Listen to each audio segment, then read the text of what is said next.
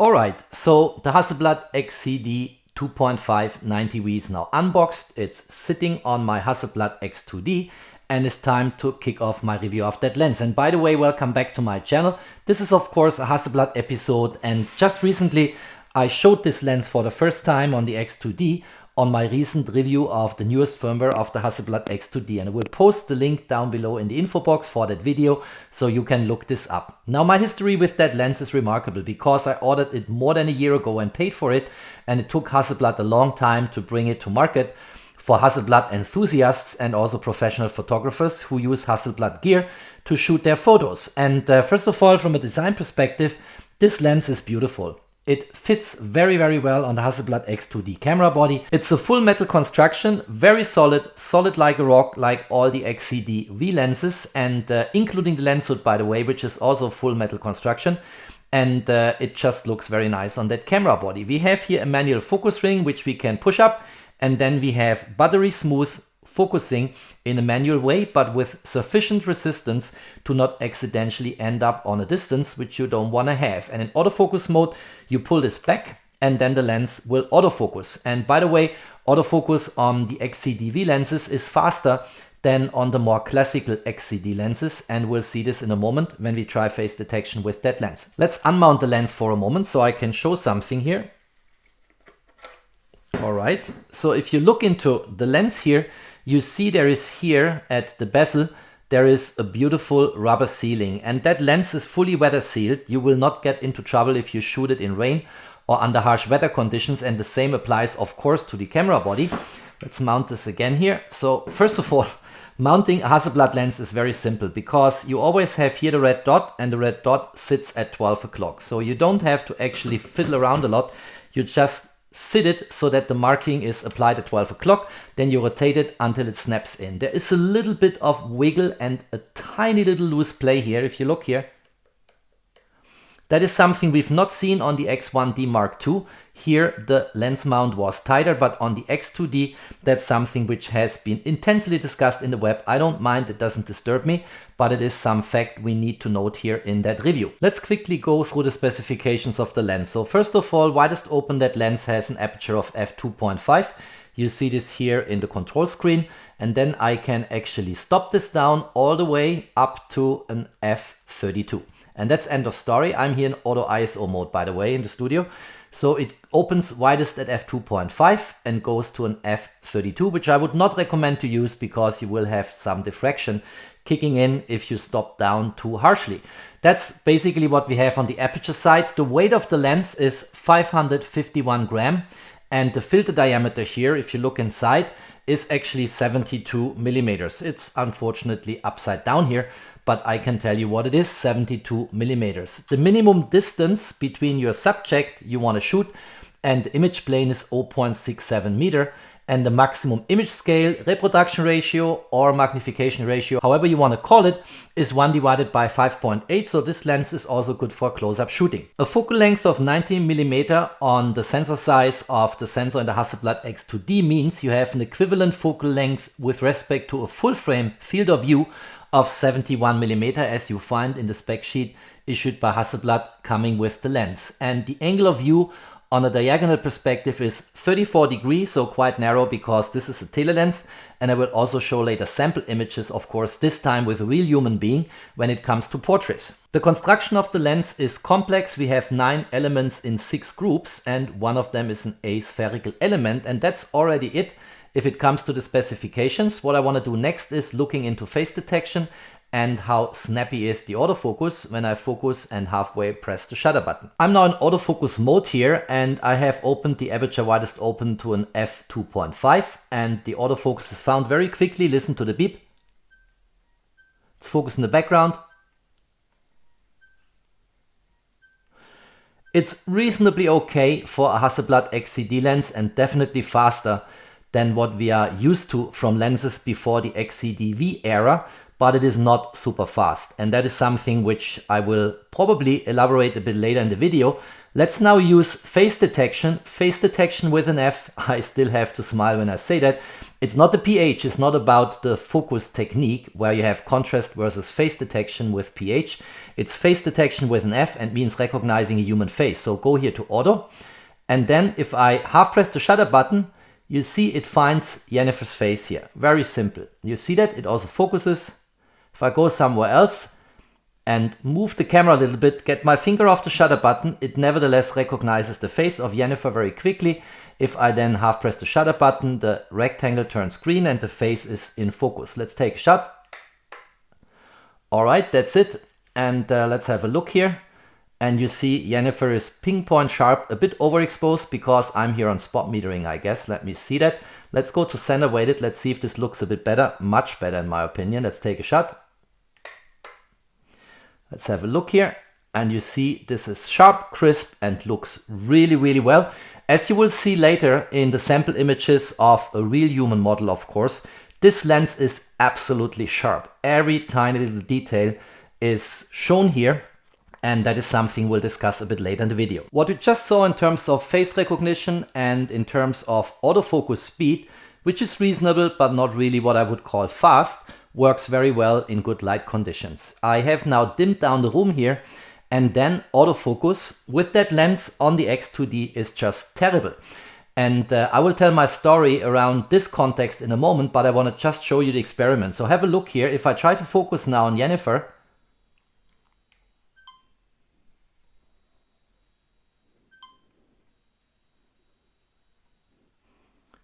let's see if I get to the face here. Look at that. And that is something I experienced. As I said, I tell my story in a moment. I will before switch the light back on again. And clearly this is a difficult focusing situation because of all the backlight here. And clearly we don't have the normal daylight conditions now in the studio since I switched off the main light. Here it recognized the face, but it is really something at random, but it can't focus. It did focus on the background again. You see that? And this is something which really irritated me when I had a shooting in low light. I will show the sample images on that particular scene later on, but I wanted at least to mention, don't expect this lens to focus well in low light. It's not working. You better go for manual focus. It will hunt forth and back and is absolutely not usable, which is a pity. As I said, autofocus is the big weakness of Hasselblad cameras and lenses. Here in the X2D, and with these new V lenses, you have the best you can get in the Hasselblad universe, but it's still light years away from a Fuji GFX 102, or then if you go into the full frame cam from a Leica SL2, or even better in terms of autofocus speed, a Sony a7R Mark V or a Nikon Z8 or what have you. So clearly autofocus, face recognition, face with an F, that all works well on this camera system if you have very good light conditions. If you have low light, as I just illustrated, it's not working at all. You will get highly disappointed. So this is not good. And I actually experimented with this using a flash here. It's actually the Meike MK320, and that is made for Nikon cameras. I put it on the Hasselblad X2D and it worked, but focus was hunting forth and back because I was in a low light situation. I will show sample images later on where you can see that the focus when it was sitting was perfectly sitting. So always the eye is pinpoint sharp of my model, but it took me sometimes 40-50 seconds before autofocus has been found. And that is clearly not something I appreciate, but it is what it is in the Hasselblad system. If it comes to autofocus, you just will have a lagging behind for light years compared to other camera systems, but you get rewarded for one of the best image qualities you can have on the market and one of the best shooting experiences you can have with camera gear. And that is something which is well known in the community, and most people like me, they don't care. I want to shoot this lens, I want to shoot this camera, and even if the autofocus in low light or dim light is not working well, I will nevertheless love, use and shoot this camera with that lens a lot. Here's another point I want to address and mention quickly, because that's something people were contemplating a lot about in the web when this new lens came to market, and that is how does it compare with the XCD 80mm. That is a lens I've reviewed quite some time back on my channel. I loved the images coming from the X1D Mark II with the XCD 80mm, and the widest open aperture here is an f1.9. That is of course wider open than an f2.5 which you have on the XCD 90V, but here you're only quote unquote at 80mm and here you are at 90mm. So these lenses are quite comparable. Clearly the XCD 90V is the more modern lens and it's designed for the new X2D, and the autofocus will be better under good lighting conditions only than what you get on the XCD 80. But nevertheless, if you have that lens, if you don't necessarily have the budget to upgrade and take a loss by selling this lens in the secondary market, stay happy with your XCD 80mm, enjoy shooting with it, and wait until the time is right to maybe sell this lens in the secondary market and get an XCD 2.5 90mm. You will lose absolutely nothing if you continue shooting with that one here for portraits or compressed landscape. Alright, so far so good. That's all I wanted to mention about this lens. I want to show now sample images, couple of portraits I shot under really good lighting conditions, and then a couple of portraits I shot with that mica flash here. Speedlight MK320, as I said, is Nikon compatible, works on the Hasselblad X2D in a very good way, but autofocus did hunt forth and back sometimes between 30 and 60 seconds before focus has been found.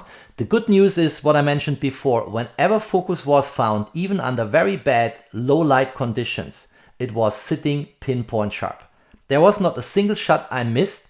It took me some patience to wait until focus had been found, but then the image looks terrific. And I will show sample images where you see that one concern which people had is if you have only face detection, face with an F, and no eye detection, you will sometimes miss the eye, which is clearly the relevant part you want to have to be sharp and in focus. But actually, in my series of sample images, it worked quite well. It was always the eye which was sharp, and only in one occasion, and I will show that image, it actually did switch the wrong eye sharp, and the eye I wanted to be in focus was not really sharp and a bit fuzzy. But that was only one sample images. For all the other images, it actually did focus where I wanted the focus to sit, and it worked without a single miss. So let's look into these images and then let's conclude the video. Okay, let's look into images in good daylight first.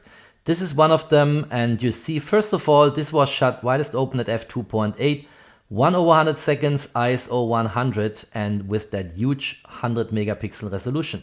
And if you look at the background blurriness, very pleasant. I like a lot how this lens is rendering the fuzzy and blurry background, and the foreground, my model here, pinpoint sharp. This is absolutely amazing. Is the same image quality as what I've shown in this video about a couple of years back with the XCD 80mm. And you see every little detail. Actually, for a photo model like a woman here, it's actually almost bad because you see every irritation of the skin. Well, my model here looks really good, so no problems with that, but pinpoint sharp in any case.